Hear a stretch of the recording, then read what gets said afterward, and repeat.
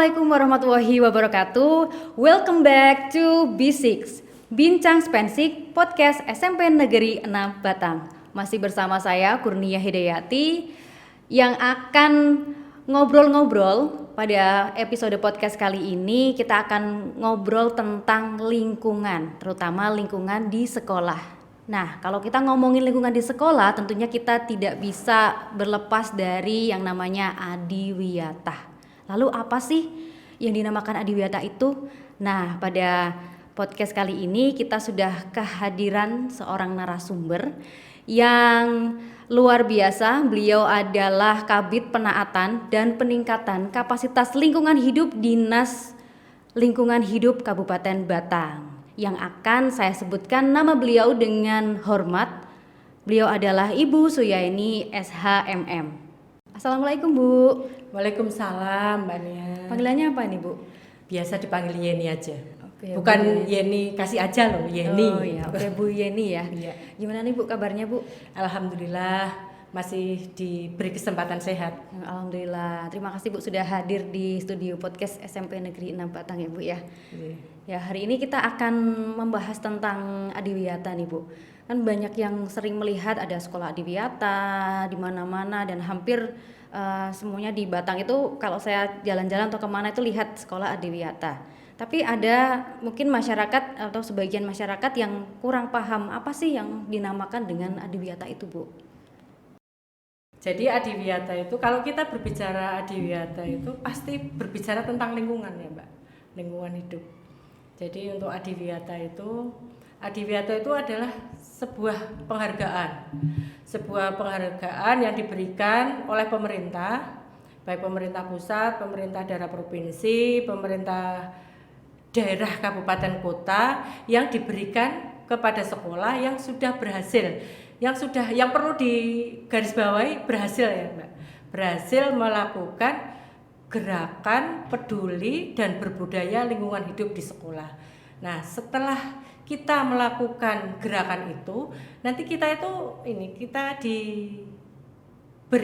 diberikan penghargaan yang namanya adiwiyata. Jadi nanti penghargaan itu setelah sekolah mendapatkan penghargaan namanya sekolah adiwiyata. Jadi tergantung dari tingkatnya. Kalau adiwiyata kan ada tingkat kabupaten, ada provinsi, kemudian ada nasional, ada mandiri. Tergantung dari tingkat mana. Kalau dari tingkat kabupaten berarti sekolah adiwiyata kabupaten. Kalau kabupatennya Batang, karena kita di Batang berarti sekolah adiwiyata Kabupaten Batang. Kemudian kalau yang penghargaannya itu tingkat provinsi berarti mendapat predikat sekolah adiwiyata Provinsi Jawa Tengah. Kemudian kalau yang tingkat nasional itu diberikan oleh Menteri LHK, Kementerian LHK, dan juga termasuk yang mandiri itu juga penghargaannya diberikan oleh Kementerian LHK.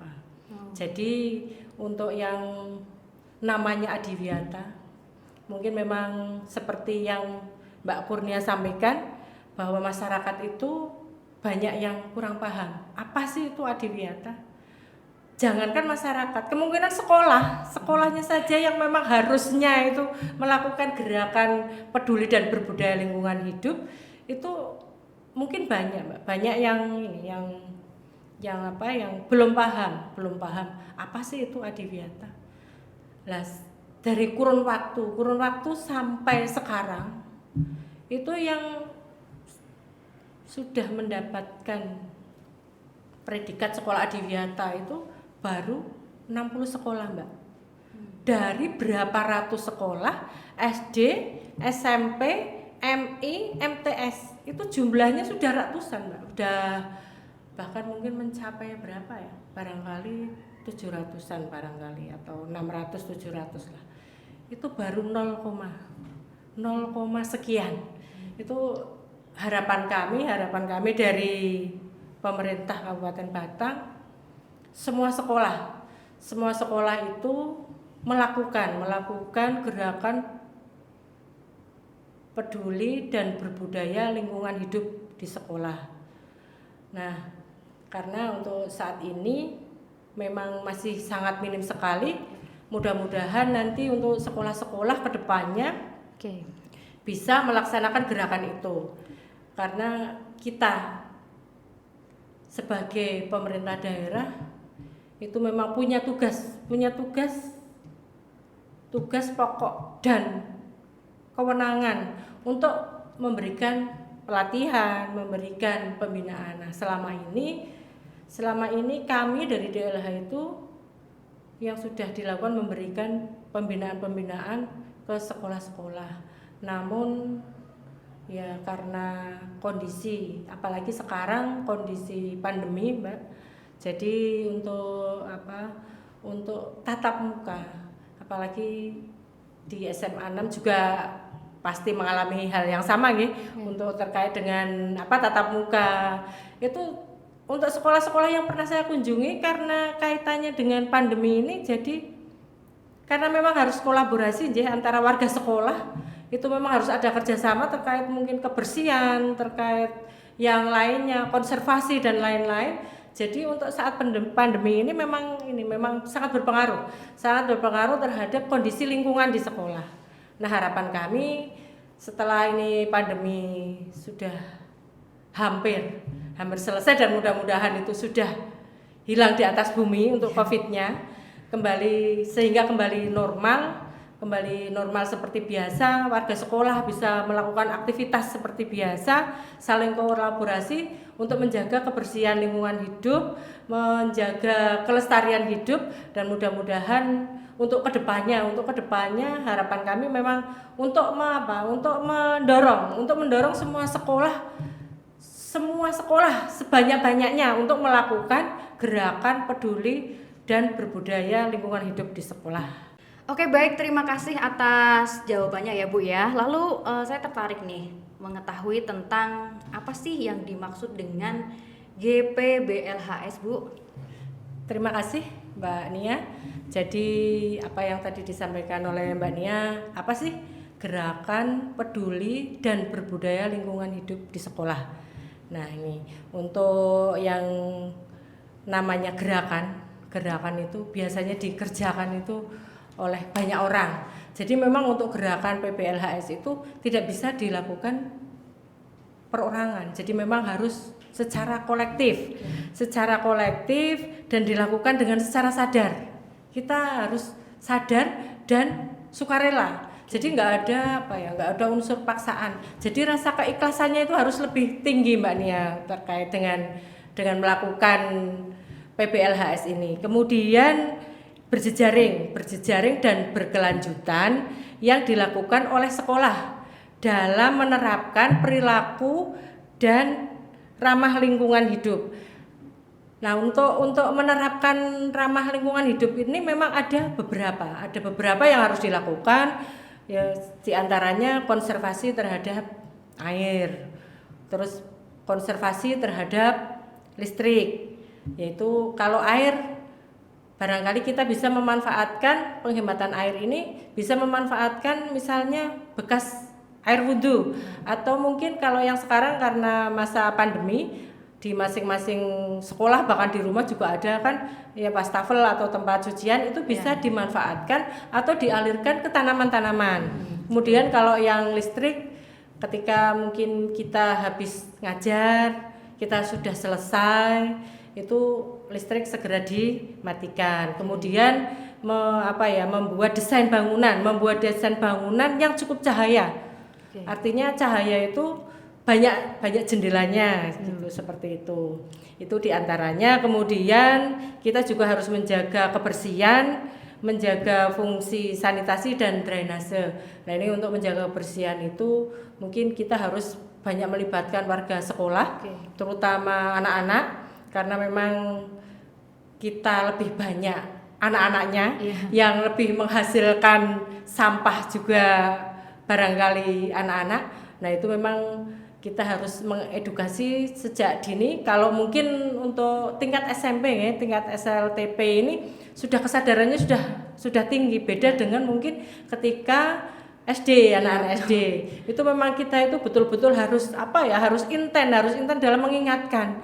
mendidik anak untuk membuang sampah pada tempatnya saja sangat sulit Mbak Nia. Kata kepala sekolah, kata guru-guru SD yang ketika kami berkunjung ke sana itu sering banyak keluhan seperti itu. Dan itu pun anak-anak sekolah juga banyak membantu sebenarnya Mbak Nia. Dengan adanya anak-anak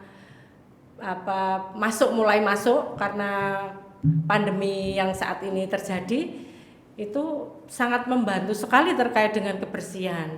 Jadi warga sekolah itu memang sangat harus saling berkolaborasi terkait dengan menjaga kebersihan kelas, menjaga lingkungan sekitar, terutama mungkin drainase, karena untuk drainase ini juga sangat penting, apalagi ini musim hujan ya. Musim hujan kalau drainasenya nggak terpelihara, bumpet, akhirnya nanti air kan tergenang. Akhirnya nanti ada jentik-jentik nyamuk begitu kan nggih. Ya, akhirnya akan menimbulkan penyakit. Nah, itu untuk penerapannya diantaranya itu, kemudian juga ada pengelolaan sampah. Pengelolaan sampah melalui 3R. Kalau sekarang itu kan ada bank sampah namanya. Jadi bank sampah itu kita itu menabung sampah, nanti keluarnya uang, Mbak. Jadi kita itu menyerahkan sampah, nanti yang ditabung uang. Jadi nanti uangnya itu bisa secara kesepakatan mau diambilnya kapan. Kebetulan juga ini sambil promosi, DLH juga sudah punya bank sampah. Punya bank sampah namanya Resik Mulyo, alhamdulillah sudah berjalan setiap hari Jumat. Monggo kalau dari SMP 6 mau mengirimkan sampahnya ke sana nggak apa-apa. Nanti ada buku tabungannya. Barangkali nanti secara kolektif namanya SMP 6, nanti kesepakatan kapan mau diambil. Itu untuk yang bank sampahnya, mudah-mudahan di SMP 6 sudah ada ya bank sampah ya. Karena bank sampah itu juga salah satu upaya kita mengurangi timbunan sampah yang di TPA. Dan untuk saat ini memang untuk TPA kita di Randu Kuning itu memang sudah overload, sehingga memang kita harus kerja keras untuk mewujudkan agar TPA yang di Randu Kuning itu bisa lebih longgar lagi, karena memang kita itu tidak bisa dipungkiri bahwa kita itu setiap hari itu menghasilkan sampah. Jadi per orang itu kita menghasilkan sampah itu kurang lebih setengah kilo per orang. Coba diakumulasi berapa orang, berapa hari, berapa minggu, berapa bulan, berapa tahun Mbak Nia. Nah itu bisa kita bayangkan dan bisa kita hitung, sehingga untuk yang namanya sampah itu memang menjadi problem, bukan hanya problem di daerah, itu bahkan di Indonesia, bahkan di dunia itu memang untuk masalah sampah itu memang sangat luar biasa. Jadi bukan hanya menjadi permasalahan di pemerintah, tapi menjadi permasalahan kita bersama dan kita harus menyelesaikan secara bersama-sama. Kemudian untuk yang selanjutnya, penerapan PRLH ini ada melakukan penanaman dan pemeliharaan pohon atau tanaman. Jadi memang untuk penghijauan itu memang sangat penting, karena di samping untuk pelestarian lingkungan, untuk menjaga lingkungan, itu juga akan menghasilkan oksigen yang memang kita hirup ya. Kita sangat membutuhkan oksigen, sehingga memang untuk penanaman pohon itu memang harus dilakukan. Setelah ditanam kita itu harus memelihara. Nah, itu yang sangat berat itu memeliharanya Mbak Nia. Ketika kita ayo semangat nanam pohon, tapi setelah ditanam udah dibiarkan saja, nggak ada pemeliharaannya lah. Itu nanti setelah pohon itu ditanam, harapan kami pohon itu dipelihara sehingga menghasilkan oksigen dan untuk lingkungan sekitar juga menjadi lebih asri, menjadi lebih sejuk. Kemudian untuk yang terakhir, melakukan inovasi lain terkait dengan penerapan PRLH. Jadi inovasi itu bisa dari keanekaragaman hayati. Kalau yang selama ini saya berkunjung ke sekolah-sekolah di SD itu, jadi di sana itu lebih cenderung ke inovasi keanekaragaman hayati. Jadi di sana itu banyak yang berinovasi terkait dengan makan, minuman, dari buah-buahan yang mungkin dilihat kayaknya mau makan itu enggan, setelah dibikin inovasi, setelah diolah, akhirnya kita jadi senang. Misalnya contoh itu ada salah satu SD yang punya inovasi itu membuat manisan dari belimbing wuluh. Oh iya. Jadi bisa dibayangkan kan Mbak Nia, belimbing wuluh itu seperti apa kan? Belum makan aja air liurnya udah wah. Nah, setelah diolah itu kita akhirnya ya nggak merasakan rasa asamnya, nggak bisa merasakan asamnya, sehingga kita mengkonsumsi itu lebih enjoy, lebih enak, dan akhirnya ketagihan. Nah, mudah-mudahan untuk semua sekolah, terutama SMP 6, dan mudah-mudahan SMP 6 juga sudah ada inovasi-inovasi mungkin di luar yang keanekaragaman hayati ya. Mudah-mudahan SMP 6 lebih semangat lagi untuk menerapkan PRLH. Gitu Mbak Ania. Oke, terima kasih atas jawabannya. Waduh, ilmunya banyak sekali nih. Ternyata kita sebagai manusia di bumi ini, kita mempunyai besar sekali tanggung jawabnya untuk melestarikan lingkungan. Seperti itu ya Bu ya. Dan SMP Negeri 6 Batang itu pada tahun 2019 pernah mendapatkan penghargaan Adiwiyata Bu, tingkat Kabupaten Batang. Nah, sekarang menurut Ibu bagaimana sih tanggapan Ibu Yeni tentang Adiwiyata di SMP Negeri 6 Batang? Ya, terima kasih Mbak Nia. Saya baru masuk tadi parkir itu lihat SMP 6. Lihat SMP 6. Ya udah, kayak udah bersih. Masuk ke teras. Masuk ke teras banyak penghargaan, terus banyak tanaman-tanaman. Ya saya rasa kalau SMP 6 karena kuncinya ini Mbak Nia untuk kita meraih sekolah Adiwiyata itu memang kuncinya itu tadi.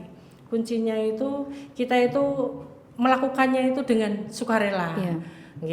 Dengan ikhlas. Kita harus bersinergi, saling sinergi, kita itu harus kompak. Jadi memang warga sekolah itu memang harus bersama-sama. Jadi harus bersama-sama melakukan gerakan peduli dan berbudaya lingkungan di sekolah. Jadi memang harus menerapkan perilaku ramah lingkungan di sekolah. Kita harus kolaborasi, kita harus kerja bareng, kita harus action bareng, harus melakukan sama-sama. Pokoknya kita harus melakukan sama-sama. Kalau saya melihat di SMP 6 itu sangat potensi sekali. Sangat potensi sekali terkait dengan untuk mengusulkan sekolah Adiwiyata tingkat provinsi, sekolah Adiwiyata provinsi. Saya begitu melihat Bapak Ibu guru semangat, itu sudah merupakan merupakan kebahagiaan tersendiri buat saya. Itu menjadi menjadi penyemangat buat saya. Karena memang harapan pemerintah Kabupaten Batang di sekolah, di tiap-tiap sekolah, semua sekolah harapannya semua sekolah, impiannya seperti itu.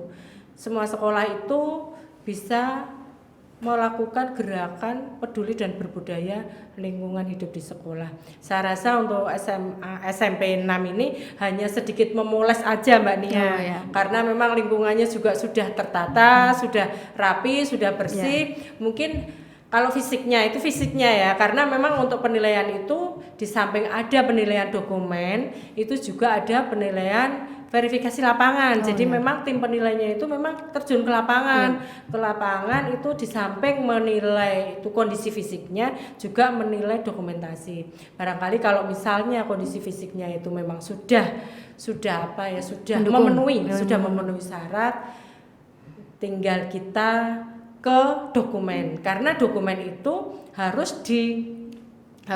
dokumen itu dikumpulkan. Dikumpulkan itu dari berapa tahun? 1 tahun minimal 1 tahun ke belakang itu. Kalau kita mengusulkan sekarang, berarti 1 tahun ke belakang itu kita sudah melakukan gerakan-gerakan itu. Kita sudah menerapkan perilaku ramah lingkungan, sudah ada gerakan peduli dan berbudaya lingkungan hidup di sekolah. Saya rasa apa yang ditanyakan Mbak Nia untuk SMP 6 itu sudah sepatutnya, harapannya sudah memenuhi syarat. Harapannya sudah memenuhi syarat untuk mengajukan usulan sekolah Adiwiyata ke tingkat provinsi. Sekolah Adiwiyata provinsi. Oke, baik. Alhamdulillah ya kalau misalnya sudah pantas untuk mendapatkan penghargaan ya Bu ya? Ya memang harus kitanya yang memantaskan diri Mbak Nia. Ya, Memang Bu. harus seperti itu. Kita harus memantaskan diri. Kita itu sudah pantas belum sih kalau mau mengusulkan sekolah adiwiyata provinsi. Nah, kalau memang belum pantas kita itu harus berbenah. Iya. Harus berbenah, apalagi sebentar lagi itu ada usulan untuk sekolah adiwiyata provinsi. Nah, untuk SMP 6 harapan saya itu mulai berbenah, mulai bersiap-siap ke 1 tahun ke belakang itu apa sih yang sudah dilakukan. Nah, itu harus ada bukti-bukti dokumennya. Memang untuk portofolionya kan seperti itu, harus ada mungkin SK ketika kita melakukan ada SK-nya, terus ada dokumentasi fotonya, seperti itu Mbak Nia. Oke, terima kasih ya Bu ya. Lalu gimana sih Bu saran atau apa sih yang harus kita perbaiki ya untuk maju ke tingkat provinsi di SMP Negeri 6 Batang, gimana Bu? Kalau terkait dengan perbaikan, kalau untuk dokumen memang saya belum melihat. Tapi kalau secara fisik yang penting tadi untuk seperti penghematan konservasi air, penghematan konservasi listrik, kemudian untuk pengelolaan sampah, untuk kebersihan lingkungannya itu memang harus terpenuhi Mbak Nia. Jadi sebenarnya kalau kita mau mengusulkan penghargaan apapun, ketika itu kita itu sudah menerapkan perilaku ramah lingkungan yang tadi diaplikasikan dengan penghematan listrik, penghematan air dan lain-lain, saya rasa sangat mudah sekali Mbak Nia. Dan mudah-mudahan untuk SMP 6 ini harapan kami bisa maju dan bisa lolos untuk tahun ini, karena yang tahun kemarin masih belum diberi kesempatan untuk lolos. Mudah-mudahan untuk tahun ini bisa lolos. Saya rasa mungkin hanya karena memang sudah pernah mengusulkan, hanya mungkin memoles aja, memperbaiki, membenahi yang belum atau yang kurang begitu Mbak Nia. Oke, terima kasih banyak atas pencerahannya pada episode kali ini ya Bu ya. Terima kasih Mbak Nia. Terima kasih atas kehadirannya juga, dan semoga Bu Yeni senantiasa diberikan kesehatan. Amin. Sehingga nanti bisa ngobrol-ngobrol lagi di lain waktu. Insya Allah. Sekian podcast pada kali ini. Jangan lupa subscribe channel Spensik TV dan follow akun Instagram SMP Negeri 6 Batang supaya kita lebih semangat berkarya lagi. Sampai jumpa di episode podcast selanjutnya. Wassalamualaikum.